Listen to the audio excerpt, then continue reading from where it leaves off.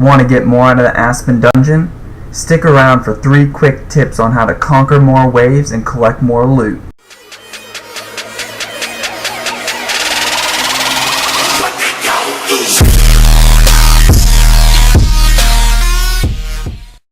So you are looking to get more out of the Aspen Dungeon.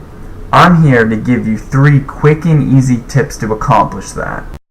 Tip number 1, lifesteal and healing. Preferably, you're going to want at least one tanky sustain hero like Lord Balrog or Dantalion. If you don't have either of those, Dominator is also okay.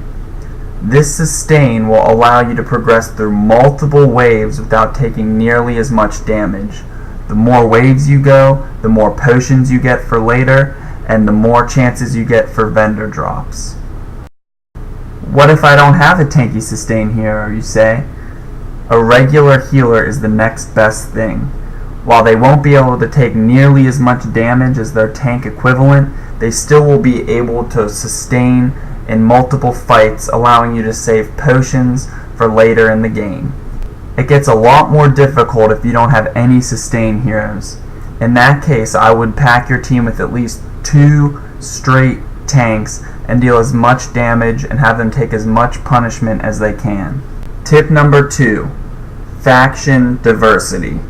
Regardless of whether you have any sustain heroes, a diverse team will help you maximize those faction strengths and minimize the faction weaknesses, meaning that your team will stay alive longer and do more damage. Now, if you are lucky enough to have a tanky sustain hero, build a diverse support network around him. Use the tank until you get to a situation where he wouldn't be suitable, then swap in one of your 4 other heroes to take care of it. They might take a little more damage, but you should have plenty of potions stored to heal them back up and use them again when you need them. Tip number 3, know a good deal when you see one.